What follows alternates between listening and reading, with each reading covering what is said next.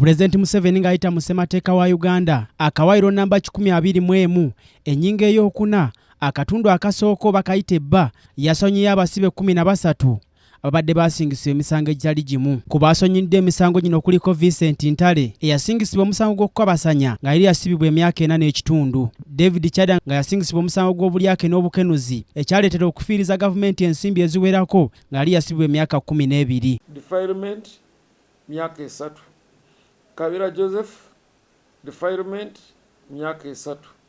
Yoha Aitia Alaya Sam defilement myaka 4. Kato Fred defilement myaka 7. Owina Jackson manslaughter myaka 6. Okero Zakaria defilement myaka 5. Nono Joseph defilement myaka 5.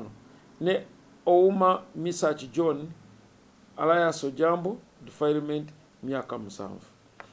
Era olwaleero kino ekifo ekiwandiiko kyafulumya ejjo olwaleero bonna bayimbuddwa tekyali kubana akyalina mikono gyaffe ng'ekitongole ekyamakkomera. Olwaleero mu kwogerako n'omwogezi w'ekitongole ky'amakkomera wano mu ggwanga Frank Baine Mayanja agambye nti bano baateereddwa dda era kati bali waabwe. Munnamateeka Kayiwa Wiriba atubulidde emitendera egiyitwamu omusibe yenna ng'asaba okusonyiyibwa okuva eri omukulembeze w'eggwanga. Oli waddembe okuwandiikira pulezidenti okusonyiwa. Constitution Article 21 ekkiriza pulezidenti oba emuwa obuyinza okusonyiwa omuntu ekibonerezo kyonna oba si kyekyo alina n'obuyinza obukikendeeza. Kati waliwo akakiiko akatuula oli bw'aba ataddeyo okusaba oba olumu newoba totaddeyo okusaba pulezidenti akakiiko kayinza otuula ne katunuulira abasibe abaliyo ne kawabula pulezidenti abasibe bwe bati bandisonyiddwa oba bandisaasiddwa naye nga kakulirwa attorney general oba omuwabuzi wa gavumenti yakulira akakiiko ako. Naye kakiiko ako ate balooya tebasobola kutuulako oba ba MP tokkirizibwa kutuula akakiiko ako akawabula pulezidenti ku kisonyiwo.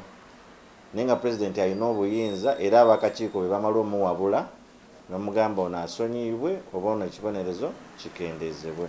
Ono atubulidde ku mbeera esobola okukkiriza abantu bano okubanga baasonyiyiddwa okuli obulwadde okubanga balembera ebyokumalayo ebbanga lyabwe lye baasibibwa n'ebirala. Mukozi nga bw'alina okukola oba embeera ye si ya mulembe n'ekirala nga yezzeemu kuba nti nakkiriza nti musango naguzza naye kati nkuzikiriza okuba nti nkyusa. Ebibinja bye tuteekayo nga tebatusabye bye tuteekayo kumpi buli mwezi gw'okuna tulina abo abasibe ab'okukalaba abaamalayo okujulira abamanya gaabwe tugasindikayo. Ekibinja ekyokubiri beebo abasibe abali ku misango egyanaggumula naye nga bamazeeyo okujulira kwabwe nga babuzayo n'emyezi 6 oba babuzayo emyezi 6 kumala busibe. Ekyokusatu waliwo abo abasibe kinoomu abawandiika ekiwandiiko ekigendebwa pulezidenti direct tukiyita petitioning ne bawandiika ne basaba okusonyiyibwa. Ekiwandiiko bwe kituuka pulezidenti n'akikomyawo asaba wa gavumenti n'asaba ekitongole ky'amakkomera kiweeyo ripooti ne tugisindika ne beekebejja ne balaba oba ekisonyiwo kyetaagisa.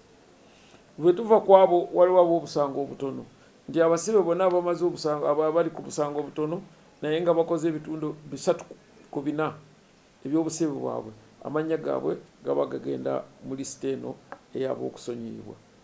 Waliwo n'obubinja obutono ng'abakyala abali embuto n'abo abalina abaana naye nga bali ku busango obutono ate nga bamazeyo 1/2 eky'obusibe bwabwe. Ne kubeerayo abakadde emyaka 65 okudda waggulu nabo obusango obutono ate nga bamaze kukolako 1/2 eky'obusibe bwabwe. Ne kubeerako abalina obulemu n'abalwadde abayi nabo ba busango obutono nga bamaze ebitundu kimu kyakubiri ekyobusibe bwabwe. Kati ebyo byebibinja byetukola ki byetuba nti tuwandiika ne tulaga empisa neneeyisa mu makomera ne banoonyamu bye baagala.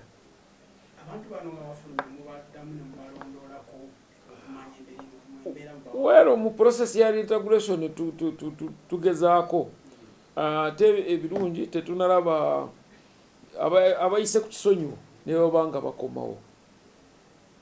So kitegeeza nti baba babonerera era bwe bafuluma basala amagezi mangi kuba nti tebakomawo. Well, ku mitwalo 7,700. Baine agamba nti abasibe bano abasonyiyiddwa tebalowooza nti si bakuddamu kuvunaanibwa oba okukwatibwa mu musango gwonna era basaanidde okwegendereza. Kutwala omukisa guno kusima omukulembeze w'eggwanga kuba nti alaga nti yadde tuli basibe naye amanye ebigenda mu maaso. Ate ffe ekisonyiwo ng'ab'ekitongole eky'amakomera kitukolera kiba kiwa essuubi naddala abo abali mu kkomera nti nawe bw'oba oyisiza bulungi osanga nawe oyinza okusonyiyibwa. Kati mwe abafulumye tusaba muleme kuba kyakulabirako kikyamu ate kufuluma kuddamu kukola ebyambyone ne babakomyawo. Mufuuke bambasada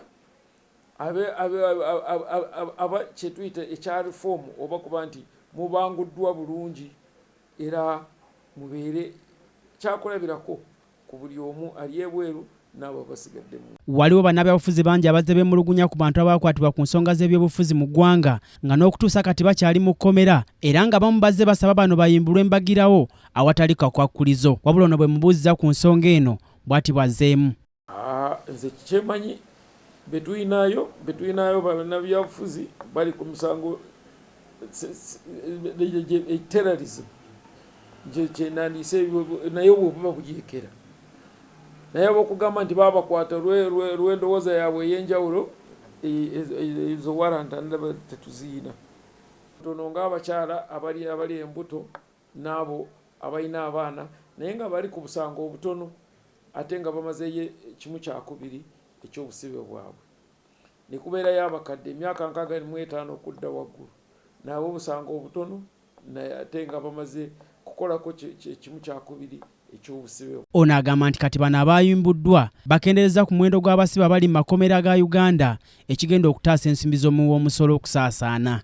Ku mitwalo 7,700 tuggyeko 13 tukendeezezza era naye nga katono nnyo. Buli lunaku tuyimbula abantu abasukka mu 1,500 bamaze obusibe. Okugenda mu kkomera si magombe nti togenda kukomawo. So mbadde nsaba era babaanirize ate moto y'eggwanga lyaffe egamba for God and my country, ku lwa Katonda n'ensi yange. Ate Katonda bw'oba oyikkiriza mu Katonda oba olina okukkiriza mu kusonyiwa. Si nti buli kimu kalaba kufa biki. So okusonyiwa kintu kya mugaso kubanga kizimba omuntu ne kizimba obwongo ne kizimba eggwanga. Nze Omulangira Junju Moses, KTV Amalindirire.